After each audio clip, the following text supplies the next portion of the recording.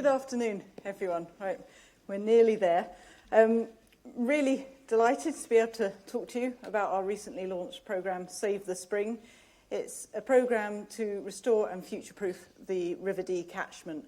And it's a partnership programme between the River Dee Trust, the Dee Fishery Board and the Atlantic Salmon Trust. So yes, we're co-author of this presentation is Professor Melanie Smith, the Research Director at the Atlantic Salmon Trust. And she's here and will help with questions later.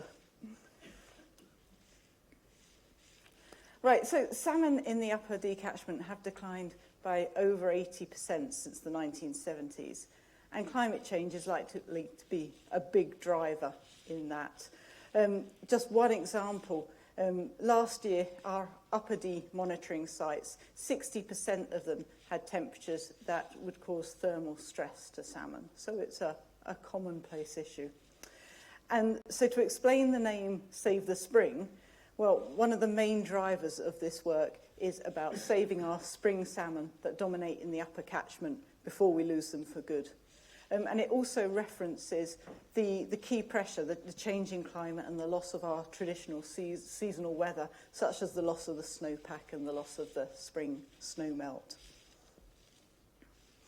So Save the Spring is an ambitious 20-year programme, and it's taken a linked approach, hence this sort of diagram. The top bit, the green bit, represents the landscape scale habitat restoration, and then the bottom blue bit represents the closely monitored wild fish repopulation work that will be done at a local scale. Now, as well as looking at restoration of the upper spawning and nursery areas, we're also looking at improvements to fish migration and their transit through the estuary, so sort of taking on board that source-to-sea approach. The starting point, however, is a prioritised restoration strategy, and that includes both the habitat restoration and also the wild fish repopulation, because there's no point in creating habitat if there are no fish to use it, but there's no point putting fish back into a watercourse if it can't support them. So it really needs to be both hand in hand. Now, probably know the Dee catchment, but I have highlighted the upper catchment for you. That's where we're focusing the restoration work on. And through a sort of a process, we've identified 5 subcatchments for prioritising this restoration work. So some of you may be familiar with those. Now, this sort of prioritisation process has been based on 5 factors. The top 2 are the most important ones, the salmon population status and the catchment access. Now, at this stage, we don't actually have all the information for these 5 subcatchments, and through this year, we'll be collecting more information just to help us sort of inform this prioritisation or ranking of areas. But we do have enough information to identify the top priority, which is the Mick subcatchment, sort of the south side. So the Mick is being taken forward as a pilot study for Save the Spring this year. And the Mick is the priority because, well, one, it has a critically low population, and we know it has a critically low population. We know that because there's a vacuum counter halfway up the main stem of the Mick. And we also have juvenile fish density data from electrofishing and smolt trapping. So we know there's a real issue with both juvenile and adult fish numbers. In terms of catchment access, it's good. And that's not just the geographical access, but it's also about the landowners. And you know, on the Mick, we have a very close working relationship with them. And in reality, all this work has to be done in partnership. So this will determine really how quickly we can move on with this work. There's no barriers to fish migration because of the fish pass. The catchment habitat quality we've described as improving, and that's because of the work we've already done in this catchment.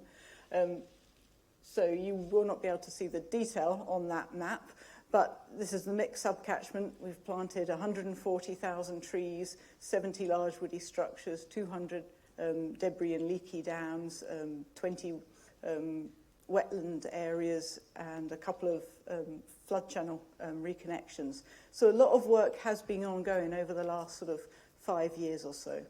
And the water quality here is improving because it was once a catchment very impacted by acid rain. So really this is just to emphasise that the habitat restoration component of this work and the fact that it needs to be done at a landscape scale to really have an impact.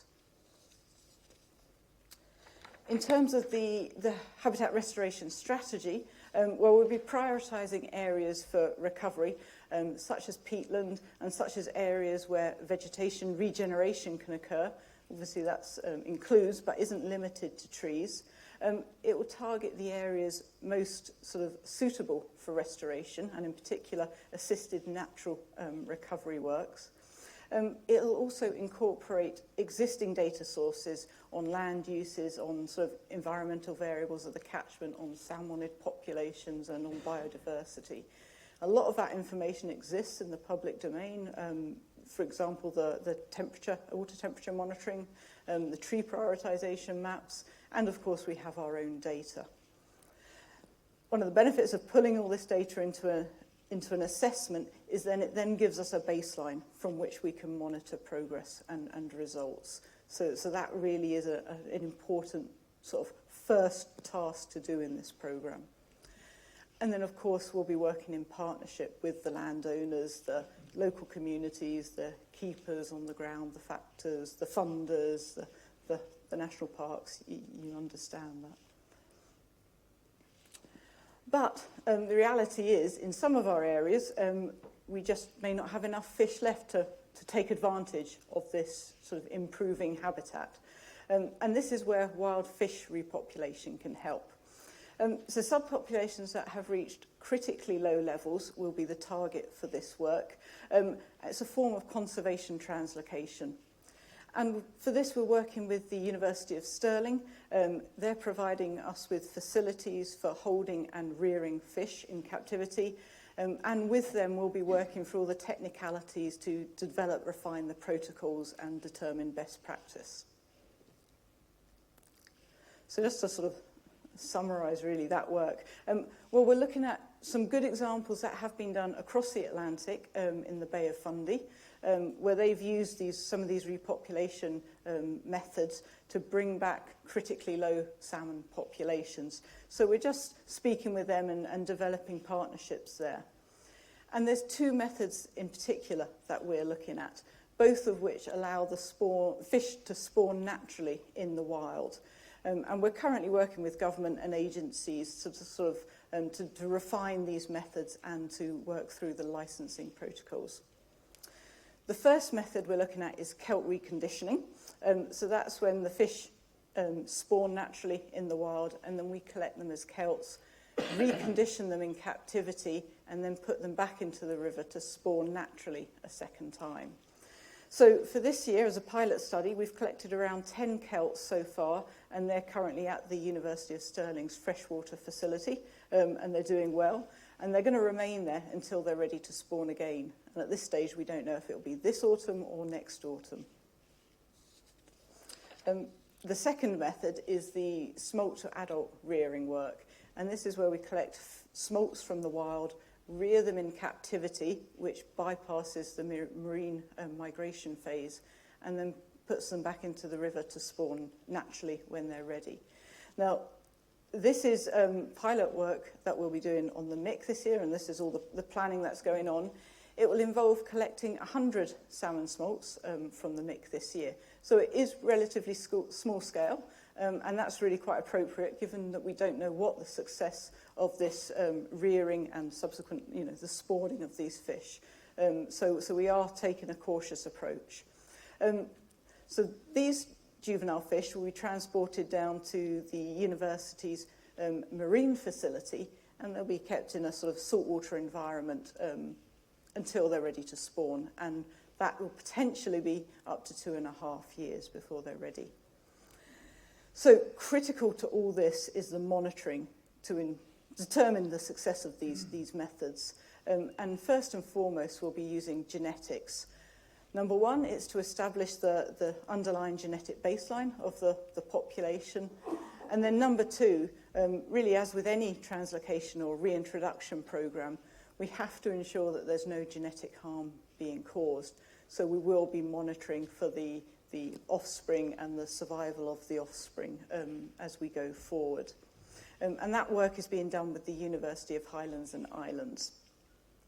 One of the end goals for this is demonstrating best practice so that it can be replicated elsewhere.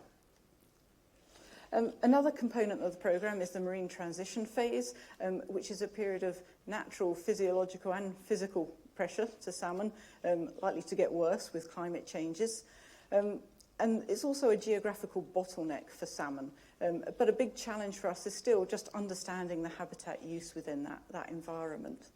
So the overall plan within this programme is, first phase is to investigate what are the pressures in this environment. So, for example, we can look at eDNA to try and identify the marine habitat use of fish as they leave the river.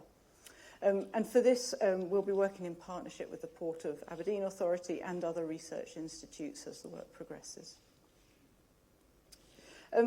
Key to the success of this programme overall will be the stakeholder engagement. We started back in January with a couple of stakeholder events for the local community, and we also had an online event. In total, we had 260 people involved in these events. We also recorded them, so you can actually go online now and see the presentations.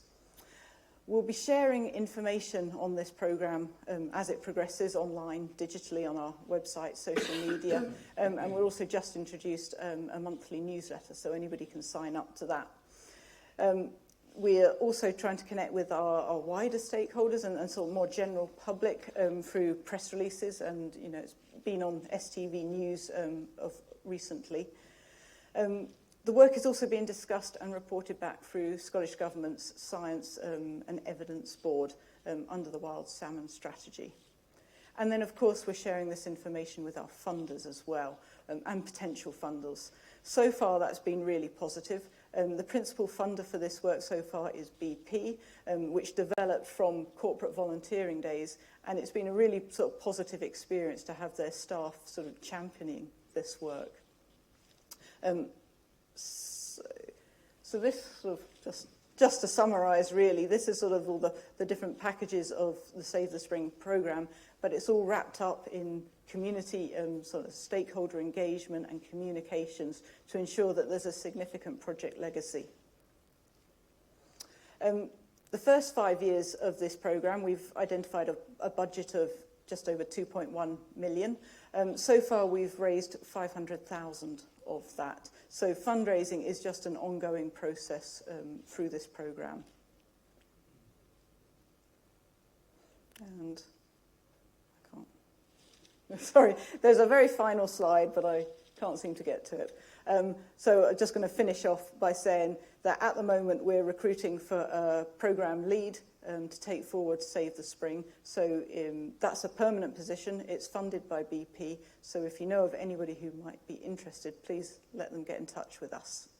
Thank you.